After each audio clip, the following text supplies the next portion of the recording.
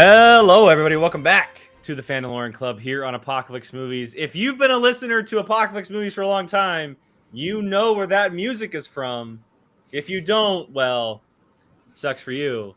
Brian, Gio, do you know where that's from?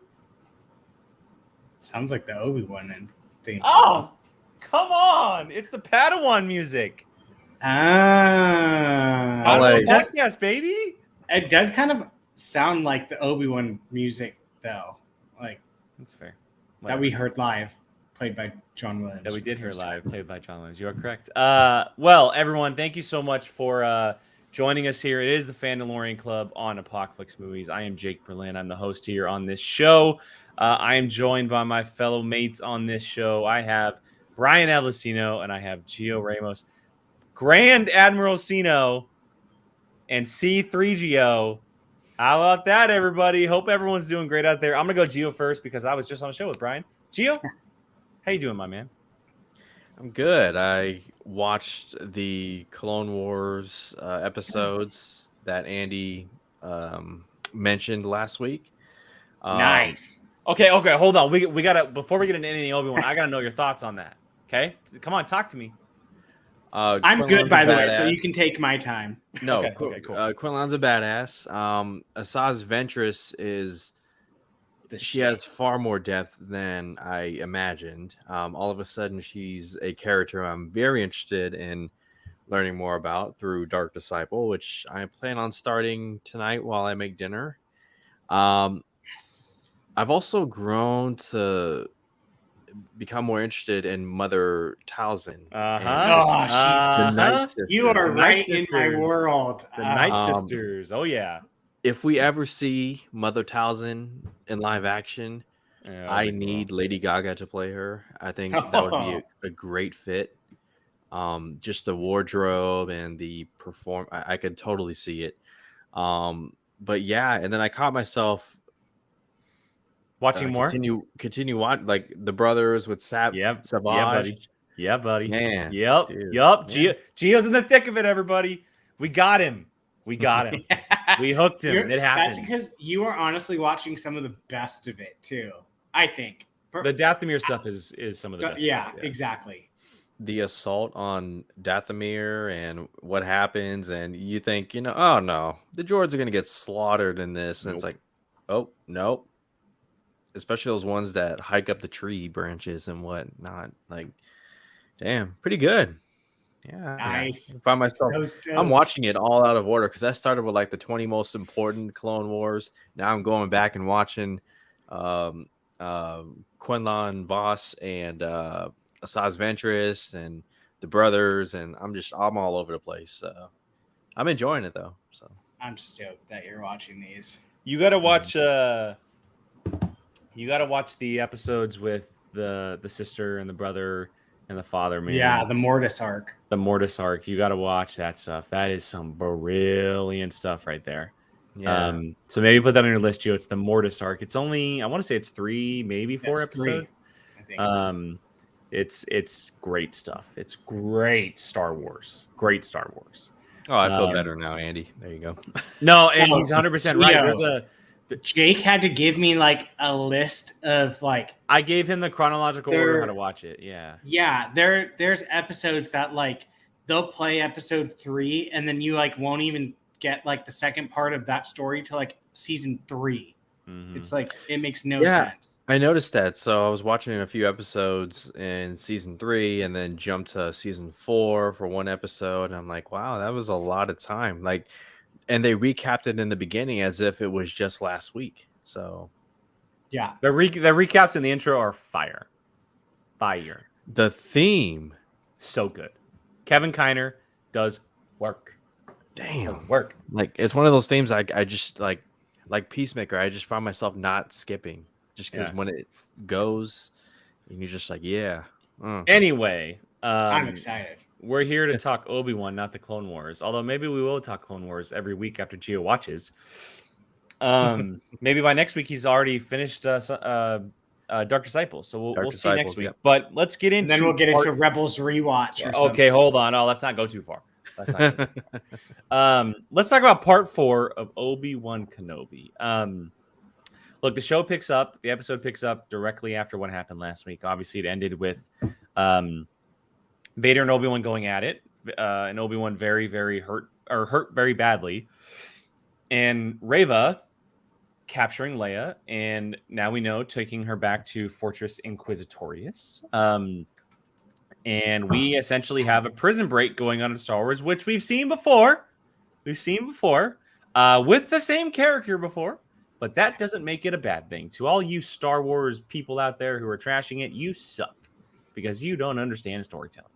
We're going to get into it, though, because I'm very curious on what these two gentlemen think. I've watched it twice. I watched it once with myself, once with Gab. She requested to watch it, which like just tugged at my heartstrings. I think Star Wars Celebration was the greatest thing you could have ever done for her. Because she's a full on like, yeah, I want to watch Star Wars now. Life made. But I want to hear you guys' quick reactions, just kind of like overall thoughts. Very, very quick before we get into some specifics here. Brian, I'll let you start. What did you think of part 4? It was good. I liked it. Anything Inquisitor related, I'm gonna like enjoy learning more about the fortress, seeing the fortress in live action, going around like the different levels, learning there's a tomb in it. Like, anything expansion of Inquisitors, I'm sold, and this definitely did that. Gio? Yeah, not the strongest episode in the series so far, but there's definitely moments that are must talk about for Star Wars fans, and I can't wait to get into those moments without. Well, I mean, we're gonna spoil it. We'll get to it at some point. There are things in this episode that benefit certain characters and things that are not convincing fans about other characters. And I wonder what that means. Interesting.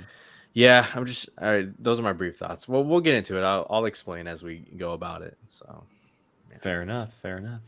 Well, I mean, where should we start? Because I don't necessarily need to go in order. Do we want to start with the big stuff, or is there something that maybe one of you want to bring up that we can kind of kick this bad boy off with? What did everyone think of Fortress Inquisitorius? Just like I know overall? people have been shitting on it because it wasn't as bright and colorful like the video game, and it was gloomy and the water was dark. And see, I didn't mind it because I didn't play the video game. I was gonna say you haven't played it, but I have, right? I've played it, but I haven't played it all the way through. Okay. I didn't get to Fortress Inquisitorius. Actually, it's funny. I didn't get to Fortress Inquisitorius on the game. And I don't know when I'll ever get a chance to go back and play it. So I actually saved a full story mode movie on YouTube to watch.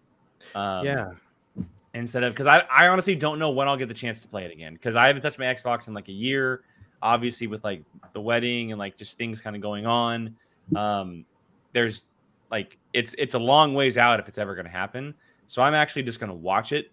And it's all just the cutscene, so it's just the story part of it. So I'll get to experience Inquisitorius, and maybe there's actually cuts of both gameplay and story, but it's like over 3 hours long. I'm like, oof, that's a long time. So, but I definitely want to get, because I heard Alex and Molly talk about it on their show yesterday, and I kind of got a little. Go ahead. Finish. No, finish. Well, I was just gonna say I got a little information on kind of what went down, not like every detail, but kind of how it came to Cal and how it all happened and what was going on. I'll say it's very similar. And I don't, if they're arguing like bright and colorful care. And stuff, what we also have to think that it was 5 years difference. Like, so who knows what could happen in 5 years? That's the main fight, I think, is the fact that like who knows? Two Jedi now canonically have infiltrated Fortress Inquisitorius, gotten people out of there, and survived. Well, didn't Cal just get a holocron though? Is that what I was told correctly? Cal goes in. I thought he stole a holocron. That's what I was told. Oh God, it's been so long. No, I thought he went. Either way, them arguing that someone can like get into it, first of all, and this is just me purely listening to what the Damon said on Star Wars Explained yesterday. From what I understand, the Fortress Inquisitorius wasn't very heavily guarded when Cal was there. Well, yeah, because you would have to have some balls to sneak onto the moon. Next to Darth Vader's, and nobody knew it existed that in the show, and nobody knew it existed in Jedi Fallen Order. Like it wasn't a known thing. In Obi-Wan, it's a very well-known thing, and so Obi-Wan needed the help to get there of someone impersonating an officer. He didn't really break in, like she was granted access. And then Obi-Wan worked his way in, right? Like it's very different. They're two very different situations. Yeah. Someone that has played the game fully, watched the show twice, I didn't care. It didn't bother me. It did not bother me in the slightest. Like to me, that again is coming down to people wanting to find something to hate on. If you're arguing this, then you're arguing why they broke into the Death Star in Episode 4. That's what I'm saying. Like the Death Star got destroyed twice, and both times there were people in the Death Star who managed to escape, and Palpatine died twice. It's just like, really, is it? And again, I don't know. I don't understand. I don't have context. And when they say bright, I think of Naboo. So, yeah. Why would the Inquisitor's home be bright? Like that doesn't make sense. It's very colorful. I'll not say bright. Like more than just red? Yeah, it's like sunsetty colors and water is crystal clear-ish and stuff. What's funny is I've seen people talking online about the brightness of the lightsabers. Like people just need to learn to stop. Like that is ridiculous. Yeah. Like people can interpret stuff differently however they want. If one creator wants to do it differently from another, who cares? Like literally, who cares? You say the same thing about this is the main picture of it. Comic book characters and whatnot. It doesn't look that different. Yeah, so that's the main picture that you see. It's still black. Yeah. Like okay, people arguing that you're dumb. You're dumb. Yeah, you can quote me on that. You're dumb. It's basically like you're this. Dumb. Okay, what's the difference? Like literally. I don't care. I will say the Tala character, and correct me if I'm wrong, the actress is from Game of Thrones, right? Correct. Yeah. That's where she's most well known from. I thought she is the lover of Pedro Pascal. Yeah, she's the leader of the Sand Sisters. Sand Mother, technically, I guess. She gave a very convincing performance. Two moments in particular. First, when she's talking to the lead security officer, and just she has to go down that path and get into that mindset where she is an Imperial officer who outranks him and whatnot. And then the second time when she's talking to Reva and just buying time and like putting herself literally in harm's way, and I thought it was convincing. For a moment I thought she was actually a spy and turning out to be on their side, but we know what happens. So yeah, I agree with you. I loved when she went about it being nice, and then all of a sudden was like full on Imperial a-hole. Wasting my breath on you. Yeah. Yeah. And I mean, how many times have you seen like a higher up like be nice to a superior? Not very much in Star Wars, if at all. So like her going into that, like, you are lower than me, stop questioning my stuff. Like it makes sense and it works because that's how they treat each other for the most part in all of Star Wars. I feel like Krennic did that, but I don't remember if it was from Rogue One or something else that I saw. But he would just Krennic he pulls it on others, but like whenever he's around Tarkin puts him down in his place. I think that's what I was thinking of. Yeah. So he waves his cape around for superiors, or excuse me, no, for people lower than him, but the second someone above him, he kind of he kind of goes back into like, okay, he cowers. Yeah, and he told that line with Vader. Oh, sorry. Yeah. No, you're fine. I was right. Vader put him in check. Yeah, the character of Tala is probably the best thing to come out of the show outside of obviously Obi-Wan and Vader. I think she's a very, very cool character with some very cool history. She, was undercover for 2 years, for the rebels. She had been smuggling people out. And she's off. And I saw a lot of people a little confused on her history. So she is someone who started as an Imperial. She believed in what they were doing. And then after finding out kind of what they really stood for, she didn't want to stand for it anymore. But instead of just defecting, she fully used her power and ability as an Imperial to help the rebels, which I think is very cool because most of the time we see Imperials defect and leave without staying there. She decided to stay and take advantage of that that power. It's even riskier. Yeah, which is even a little riskier, and we saw that in this episode. If Reva didn't get taken away, she would have died. She would have been killed. Reva probably would have killed her. We would not have seen Tala anymore, but obviously that didn't happen. I'm happy that we're seeing multiple of her in episodes, and I think I don't know where it's going to go after the final episode, but I hope that she does kind of make it out, and it's like she fought for the rebels this whole time, and I think she's a great addition, especially to Obi-Wan and their kind of partnership. Their chemistry is really well together. I thought that the two of them doing a prison break was really cool. A lot of cool Easter eggs with her and moments that she had. Obviously, the big one is the microphone that she was using from episode 4. But yeah, that scene with the lead security officer was great, where she just essentially flipped a switch and said, "You know what, dude? Like, no, I'm here. You really let me through, and otherwise you're going to be, thrown to the wolves." Yeah. Did anyone else immediately look for the gum patches to see like the rankings? I don't know the rankings of Imperials. I struggle with that. No, I didn't. I believe it goes blue, red, yellow. And then however many you have. So she had more blue than red, right? She had more red than blue. Oh, she had more red than blue. Okay. I believe. Okay. I could be mistaken. So I could be backwards. I know yellow is the highest though, because that's what Thrawn has. Yeah. So, go ahead, Gio. Go ahead. I would say my final thoughts on Tala kind of go into the Reva character. So far, for myself, Tala has gone up to here, while Reva has slightly gone up a little bit. I'm still waiting to see what comes of the Reva character. She was very much hyped before this series started, and so far she's been mostly unimpressive for myself.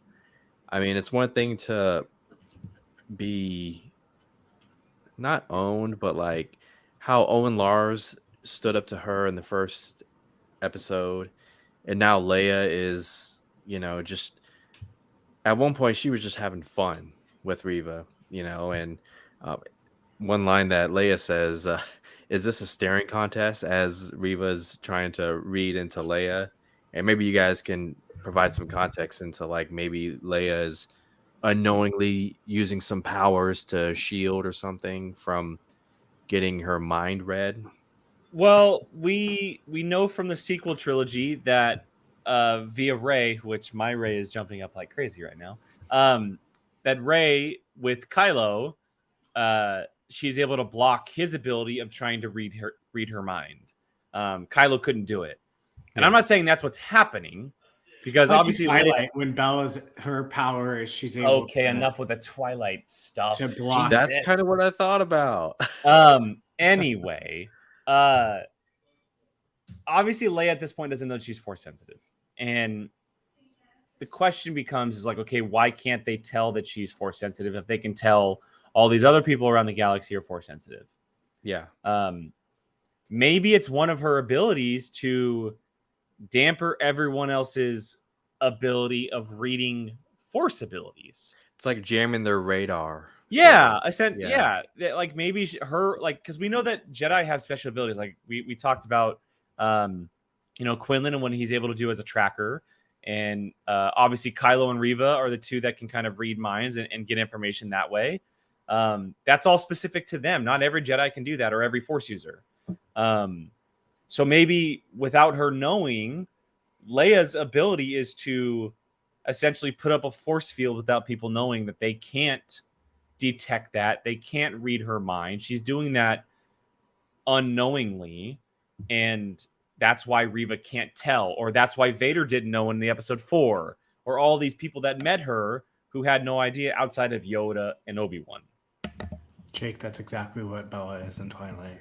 I'm not, you know what? I'm not comparing Bella to Leia. I mean, it's an interesting theory. I would like for them to touch on that more. I don't know if they will, Gio, because she's so young. Well, maybe not in the series, but like, I don't know. I think you're just getting little teases that she has force powers, and that's. I mean, I definitely think there's a chance to maybe like a book to tell that. Oh, I don't think we'll ever see that on screen. I don't know if we'll ever see like a teenage Leia on screen going and dealing with like the force ability stuff, or an after Return of the Jedi Leia where she's actually training with Luke. If she did experience it, if she did do force things, it's without her knowing. 100%. Because sure, I believe it is in. Is it Return of the Jedi where it's like kind of the first like she's like, I kind of always knew. Yeah, like, when her and Luke are talking about Vader. Yeah, that or them are being said brother or sister. Yeah.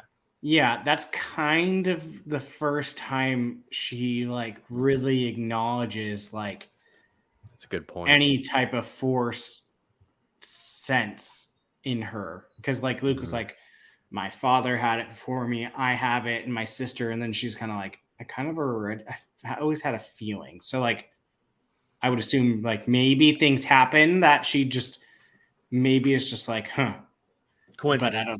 But I don't know if they would ever, because I mean, obviously Luke trained her. They made it a point to like, yes, but also before that, like if the Inquisitors and Vader, they're hunting down Force users, and we learn this from O'Shea Jackson's character that they did their best to hide it. Like they showed no signs of his wife being a Force user, but they still found her. Why didn't they find Leia when she was literally under their nose? It would make sense for her to have some kind of ability to hinder that, to make sure that they can't sense that. Maybe she's just so powerful in the Force, or it's a specific power. But Reva was right there, and Vader was right there in episode 4. So why didn't they feel that? You know? I mean, that goes into, I don't want to say a nitpick because I'm still figuring it out. Like, why didn't Vader sense when Obi-Wan was approaching the Imperial? What's it called? The Imperial or the Fortress Inquisitorial. Fortress. I almost said Imperious. I was like, Gio threw me off there. Yeah. Because So when Obi-Wan's in the ship and testing his force powers, like, wouldn't Vader sense that being so close? And relatively. Well, Vader wasn't on Fortress Inquisitorius till the end. They made a point to say that he's still on his ship. Yeah, that he wasn't even there. So, but like, if you use the Force within like. And I think he was in that back to tank probably still too. Probably. Well, but then again, in the first episode, he says Anakin, and then he opens his eyes or something. So, well, but that might have just been as far as like how the show was cut to make it look that way. I think it's also he wasn't looking for Leia as much. He's constantly looking for Obi-Wan. Well, and if you go back to episode 4 to New Hope, the way that Vader feels Obi-Wan is when Obi-Wan lands on the Death Star. So they weren't like light years away from each other. That I haven't felt. Yeah, so we know that they can feel each other in a sense, but we also have to keep in mind, I know this might be just like a story, plot device or whatever, but Obi-Wan is not fully in the Force yet. Yeah. He's not fully back. They literally showing the Obi-Wan. Yeah, like he's struggling to grab something like this across the table. Like he's not engraved back into what the Force is. So maybe that's a big reason why Obi-Wan still can't feel it. I'd say by the end of the episode, he's much further. I mean, he literally uses the Force to hold the water from breaking through the glass. So I agree. Maybe it's him being. It's probably certain things. Like I feel like she wants situational. Yeah, like I mean, him just holding the wall. Yeah, like versus like having. It's a fight or flight situation, I think, for him. Yeah. Right now, at least, until he kind of really gets back into that moment where Qui-Gon shows up and whips his ass back into shape. Next episode. That's got. Next episode. Well, we also said this episode would be. I know that, but I'm gonna keep saying next episode until it happens. Did anyone freak Wars out flashback. immediately when we heard "Get him in the back to tank"? Yes. I immediately went, "Oh, I thought it was shit. happening. I Here 100% we thought it was go." happening. Yeah. So did I. Yeah. Yeah. Oh well. I'm gonna be so I- bummed if we I don't get don't flashbacks, care. man. I'm gonna be so bummed. It would be a huge. It'd be missed nice. opportunity. Because why would you get Hayden back if you didn't show him? Although I thought of something, and I know this isn't talking about the episode, which we need to get back to the episode, but because we know that Vader and Obi-Wan have one more fight. One more fight is happening. What if that fight happens without Vader's mask on? Well, he needs Like, what to if he breathe. takes his mask off and says, "This is what you've done to me"? Well, And he would still need has the breather. Doesn't- No, yeah, remember, he would it's two still need- parts. It's two Yeah. parts. The front is the breather. The helmet can come off. I would say it's more likely you would get like when he fights Ahsoka and she smacks his It face cuts and it open. cuts like that. I And you want to can see that him helmet come underneath. off. I want to see him fight with his full head out. I do. I think it'd be epic. Epic. Just imagine that he takes it off and said, "This is what you did to He'd me." have yellow eyes. I know. Dude, and that's how we get Hayden as that? Oh. It'd be cool. I don't care either way. Yeah. Okay, I'm gonna bring up my one thing I want to talk about. We gotta talk about it. The Jedi Tomb. We gotta talk about the Jedi Tomb. This is obviously a big part of this. We saw in earlier episodes the Inquisitors are taking trophies via lightsabers, youngling helmets, etc. They're taking much more than that, as they are taking bodies, full-fledged bodies, and entombing them, encasing them in some kind of. Everyone's calling it the Amber because Jurassic Park. Get the reference, makes sense. Jurassic Park comes out this week. It's perfect timing. But yeah, Tara Sinube is the only one that's recognizable. Gio, he's a Clone Wars character. If you continue to watch, you'll meet him eventually. Poor Tara Sinube. Do you want to know what his importance is? It's not like life changing, but are you gonna? That's up to him if he wants to know. I mean, you can go ahead and tell me. You want Go to ahead, do it? Brian. No, It's go your ahead, Brian. character. It's your character. He is integral to training Ahsoka into fighting the way that we see her fight in Rebels, in Mandalorian. Her fighting style comes out very not like majority, but close to majority from Tara Sinube. Where she switches the blade to that and the way that she fights without sabers as well. Her acrobatics is a big part of where it And comes what color from. is his lightsaber? White. oh no way. So yeah, that's the character. If you look him up, you'll see him again, and you'll recognize. But every other character that I haven't done too much diving on the internet, but it seems like he's Other the than the only little one that is kid. and I saw a lot of people saying that he actually looked a little alien.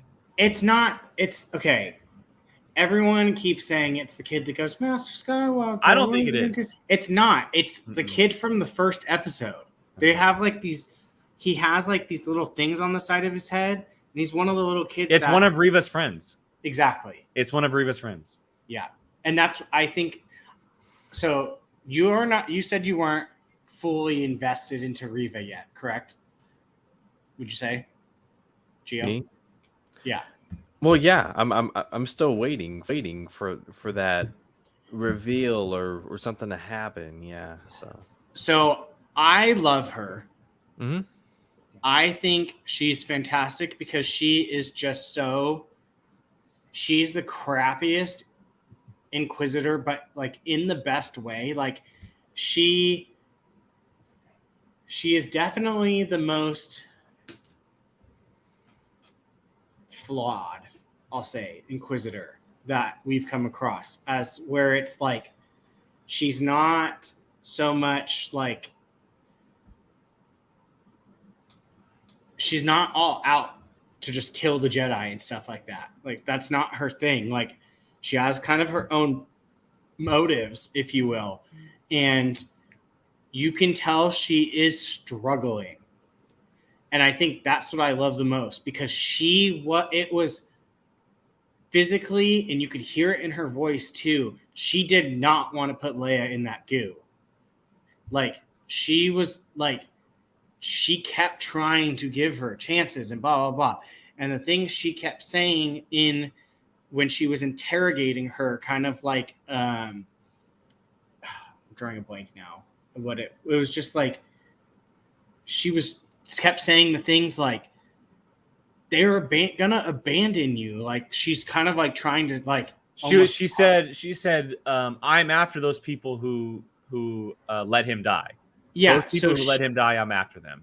So she is basically kind of telling her story through what her actions are doing, as far as like, she's saying like, kind of like, I'm trying to help you because they didn't help me, even though it's kind of seems bad. Like, this is gonna end up helping you. And Leia even says like, no one's gonna get hurt. She's like, I promise no one will get hurt, and stuff like that. And then she's being interrogated in that goo container, whatever you want to call it, and she's like, almost like not begging her to like say it, but she's like giving off this like, I don't want to do this. And she has done that multiple times in every episode where there's been some type of hesitation to her just being a bad inquisitor. Like, the fifth brother is an inquisitor. He is an asshole. He is solely there for himself to kill the Jedis and become the next Grand Inquisitor.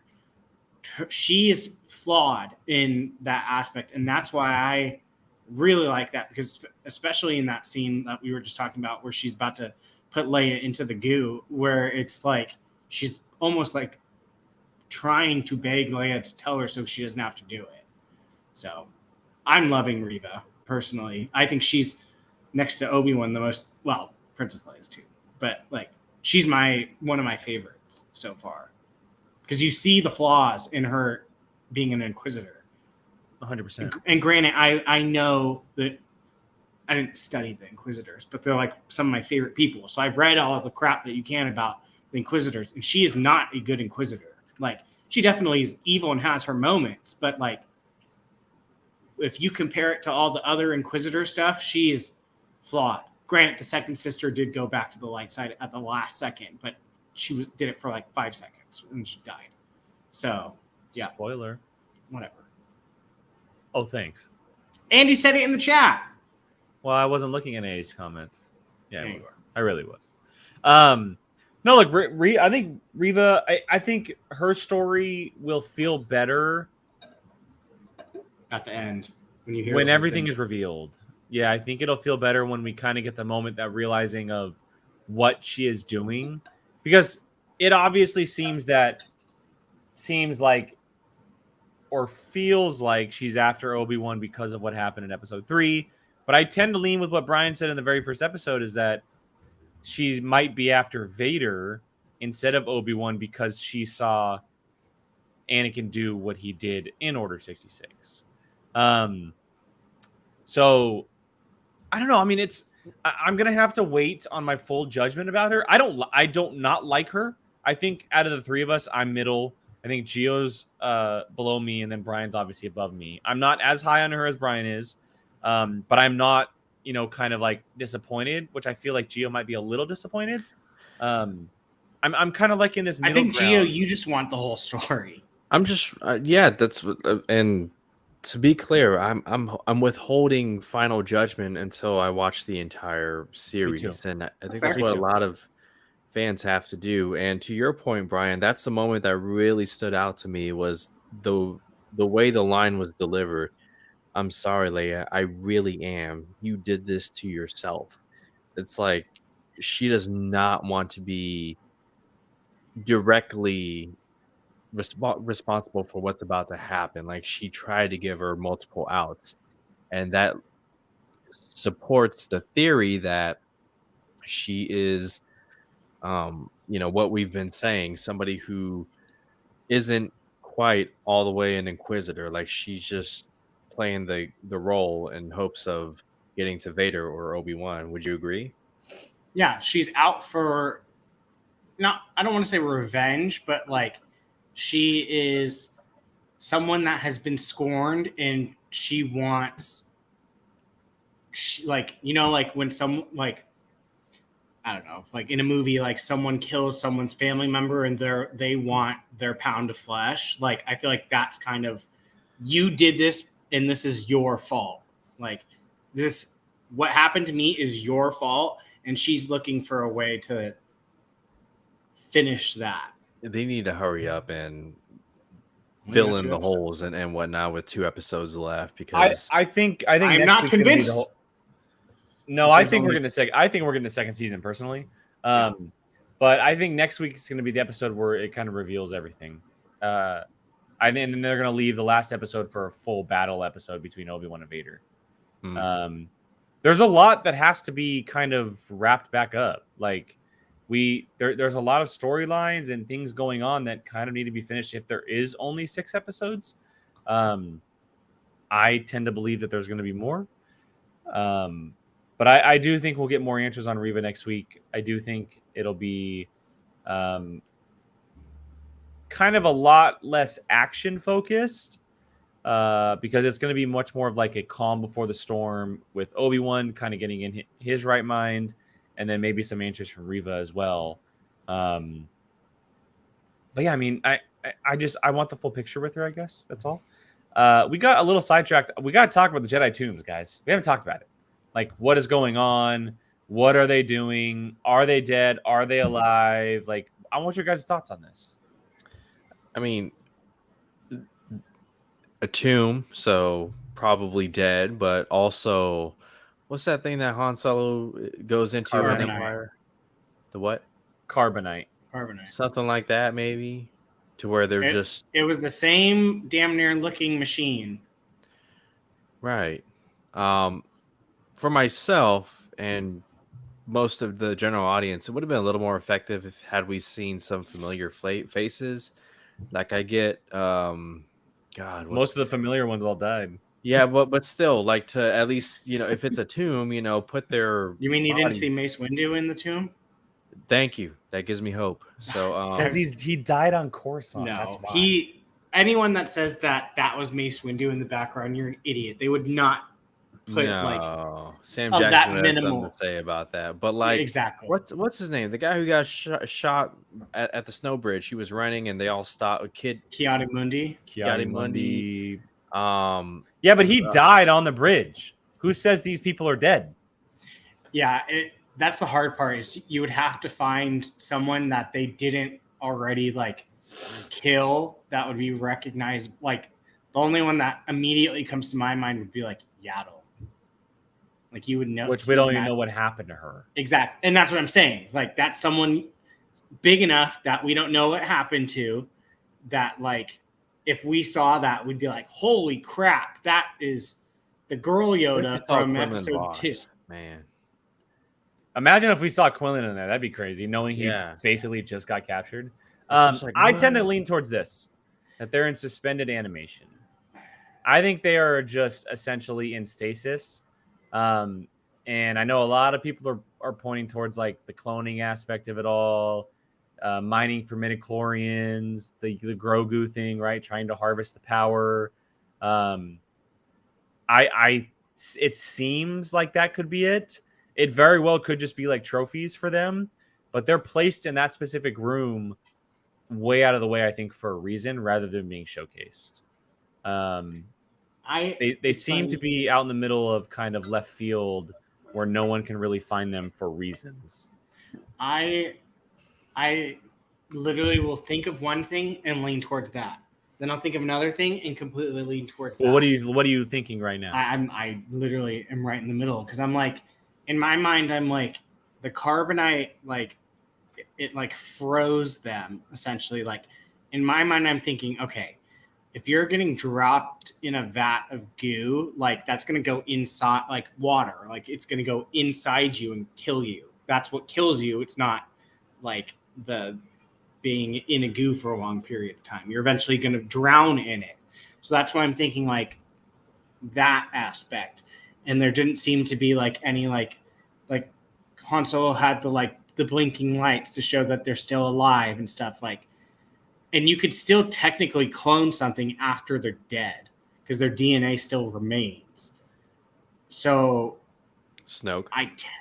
It might just turn out to look like Zombie Strange. That's all.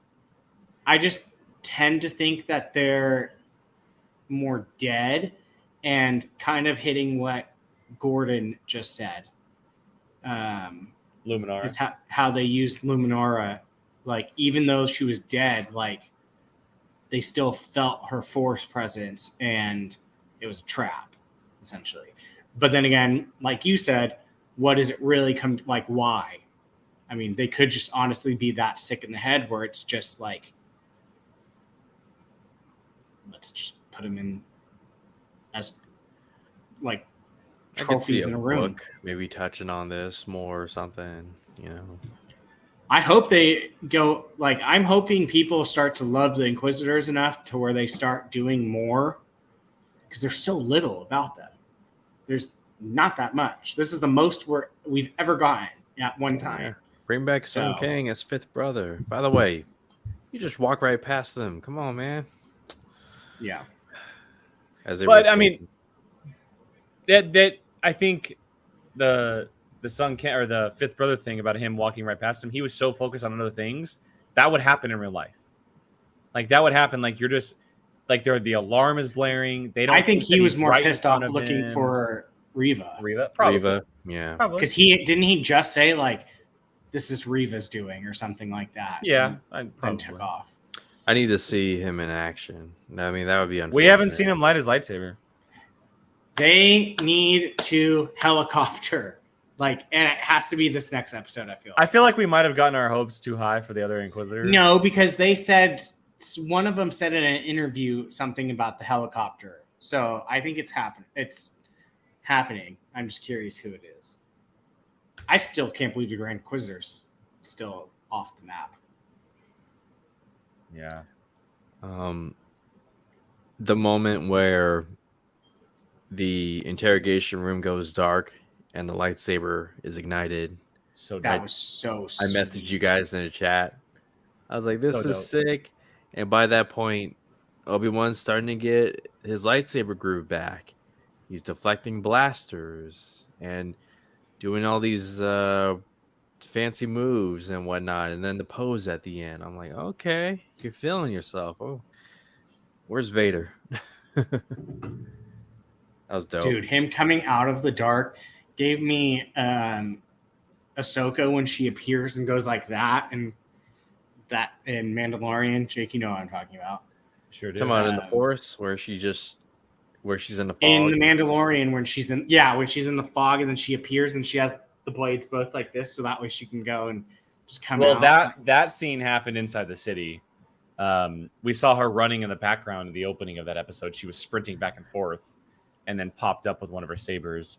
I think everything with Obi-Wan this episode I thought was great. I thought, you can tell he's slowly getting back into the groove a little bit. He feels more comfortable with the saber. He's lighting it when he needs to. Obviously, the many callbacks to past episodes, when he's hiding and he's putting a movement on the other side of the hallway for the stormtroopers to chase down. Just the small things like that are very cool to see. Do. Excuse me, Jesus. Done. Well, do. I mean, done. Do. Same thing. But I think the deflecting of the blasters was probably one of my favorite parts. Seeing him like in action again, because we saw that so much in the prequels. They were deflecting blaster fire everywhere from droids. They were obviously fighting droids, but the blaster fire was what they were doing a lot of. And seeing him deflect it like towards a door jam, or unfortunately hitting a window and then having to do the move where he's force holding the window was really, really cool. So it's just cool to see him back in action, doing his thing again. It's still not fully Obi-Wan.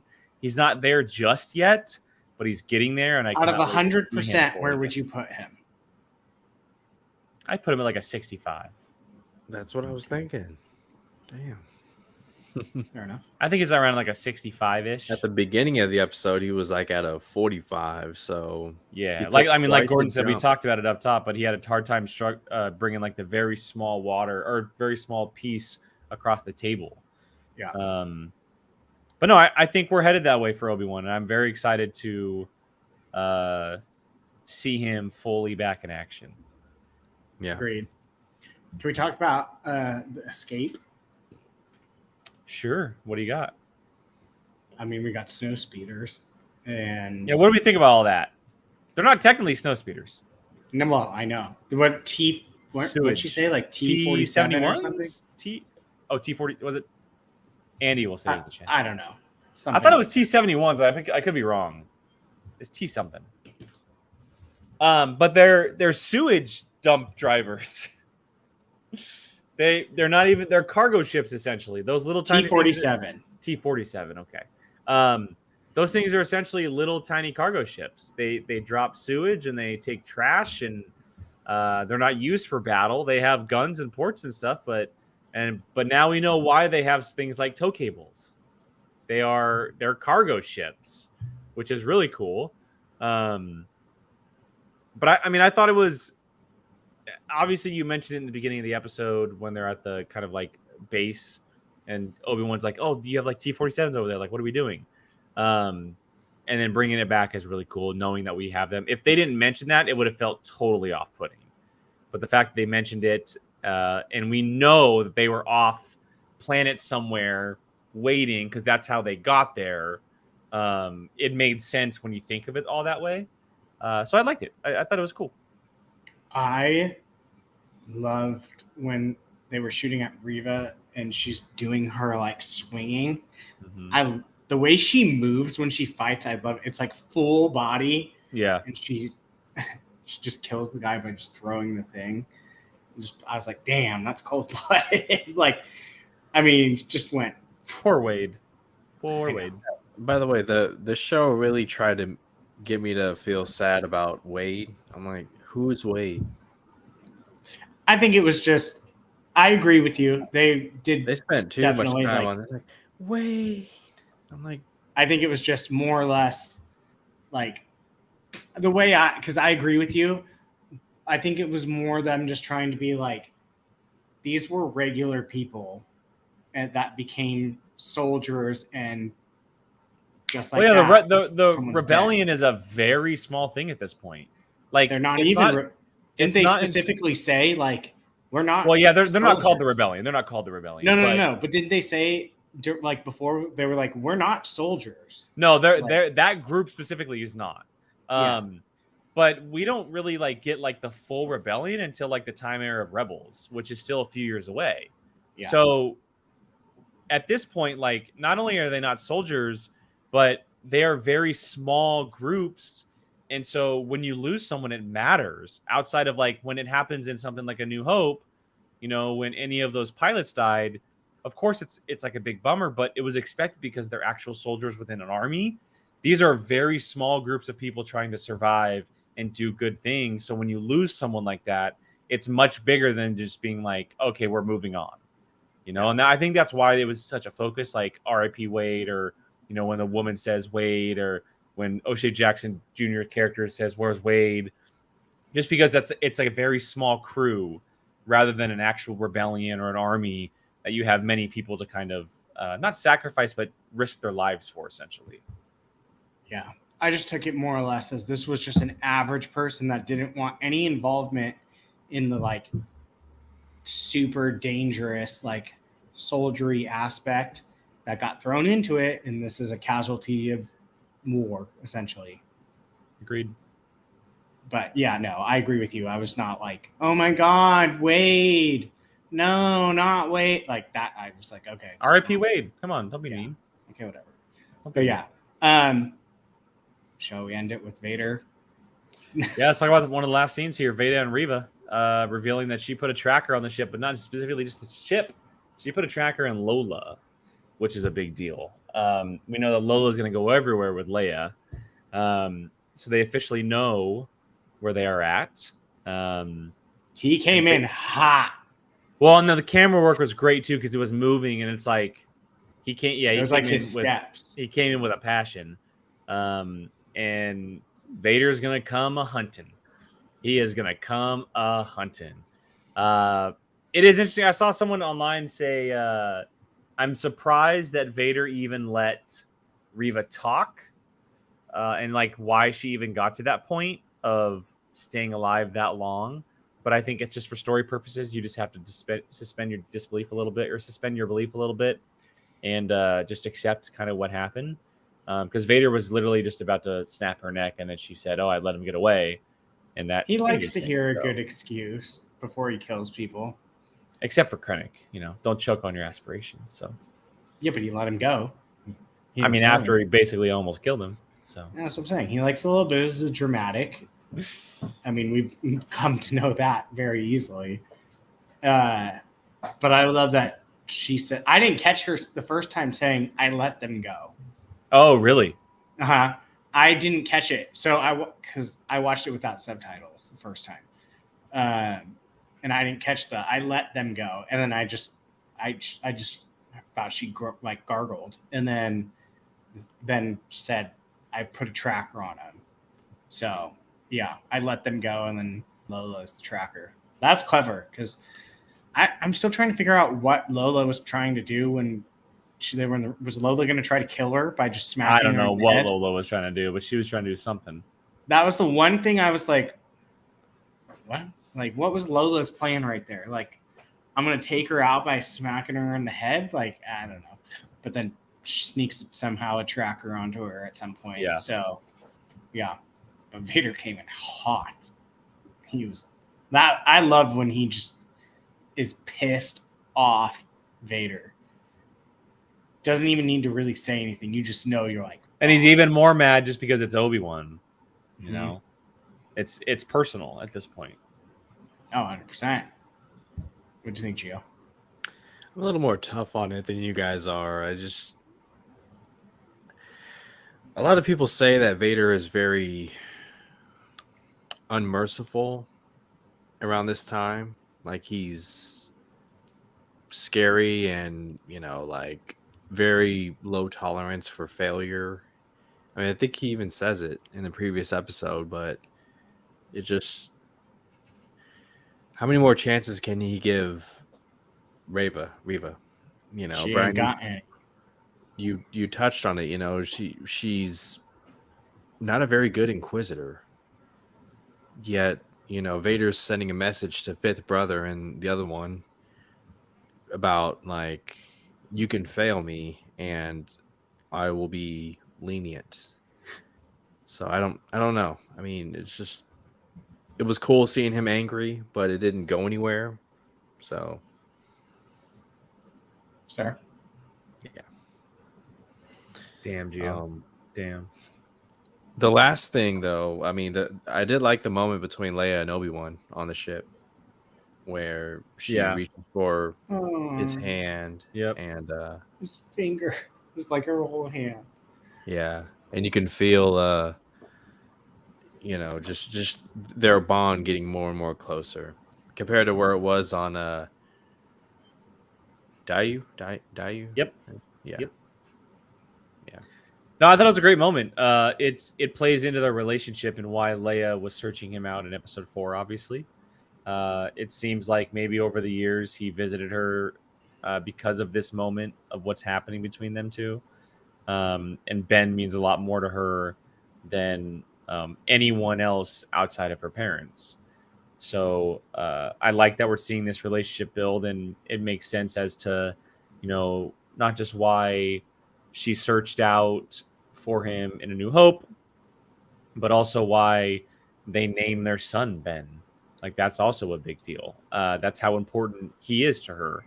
And we're seeing that unfold in this series, and I'm sure we'll learn a little bit more maybe later down the road in some capacity, whether it be a book, comic book, second season, whatever. But maybe after this, maybe Obi-Wan didn't stay on Tatooine the entire time. Maybe he went to go visit her on Alderaan every so often and checked in and seeing how she was doing. And maybe he realized, like, that's how he knew that she had abilities, because he realized that over the years, because he said that in Empire. Remember, maybe they used the little walkie-talkie device. Yeah, like, he said in Empire, he goes, no, there's another, like, or no, excuse me, Yoda said that. Yeah. And I'm sure Ben knew, but they obviously had some kind of relationship after the events of this, and we're seeing why he is so important to her, which I really, really like. And I can't wait to see what happens next. I have a feeling next episode will be the final time we see her. I think that they're going to drop her off, and that's when it's going to be Vader v. Obi-Wan. I think that's going to be them the rest of the show after that, which I'm totally fine with. Like, we've had enough shenanigans with her. They've gone to like 4 different planets. She's been captured. They've ran around the galaxy a little bit. I think it's time to officially give her back.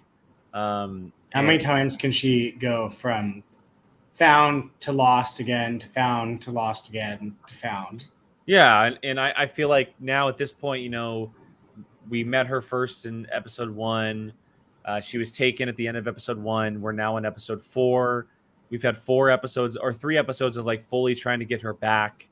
I think there's been enough adventuring, get her back. And I think whenever they meet up or whoever they meet up with, that's when they're found, and they're going to split their ways and everyone's going to chase Obi-Wan. Like, I think that's essentially what's going to happen. And it's going to be Obi-Wan versus Vader, and it's going to be the most glorious thing we've ever seen in our entire lives. I like how we did the same time. Please. That fight's going to be epic. All right, gentlemen, any final thoughts before we wrap up? All you viewers who just popped in, you're an hour late, suckers. Like, what the hell? Any final thoughts on Obi-Wan Part 4 before we wrap up? Qui-Gon's coming episode 6. He's gonna give him his pre-fight pep talk. He's gonna pull the Mickey to Rocky. Mm-hmm. You don't even know what that is, do you? Yeah, I do. It's his trainer. Yes. Wow. Gio? No, I mean, episode 5 makes sense as far as like, him finally being able to reach out to Qui-Gon, and I wouldn't be surprised if we get a glimpse of Palps in the next episode as kind of like Vader reaching out to his master or something. And I hope not. I hope not. We've seen enough of that guy. He's back. He's not. I mean, he's already there. He didn't go anywhere. He didn't go anywhere. Just give me Qui-Gon. That's all I need. I just need Qui-Gon. There's too much. He said it in so many episodes. They just dropped his lightsaber in Galaxy's Edge. It's happening. It's happening. It's just the fact that Liam Neeson's coming back to voice him in a show. Like, it's just happening. So it's either episode 5 or 6. Yeah, 100%. All right, everybody. Well, that's going to wrap up today's Fandalorian Club. Thank you so much for joining us. We covered part 4 of Obi-Wan Kenobi here. We'll be back next week for part 5 as we have 2 episodes left of this season, if there is a second. 2 episodes left for now. So you'll see us back here Thursday, 4 p.m. Pacific, right here for Fandalorian Club. Do some quick plugs because it is end of the week here on Apocalypse. Where can everyone find us online? Gio, lady, kick us off. Where can everyone find you? On Twitter at FandomUnited21, of course, Apocalypse Movies now on Tuesdays, Fandalorian Club on Thursdays, and my own channel, Fandom United, back up and running. So check me out there. POV for me on YouTube with Jake, like Schmodown. Just what? Yeah, nothing. Never mind. And yeah, we just did Marvel Rewind. I was going to say Fandalorian Rewind. So if you haven't checked out our latest recap of Miss Marvel, check that out. Gordon, from what I understand, it's both of them. Of them. Yeah, you can find me at Qui-Gon Jake, 2 N's, because someone else took it before I did. That name is Liam Neeson, took it before I did. Here multiple times a week. Now, Rewind, Fando, trailer reactions when we get a chance to do it, and then a certain point of view and the Whiskey Jedi. So again, thank you to everyone who's been watching, joining us, talking along. Thursdays at 4 p.m. Pacific, right here for everything Star Wars. And until next week, everybody, and Force be with you.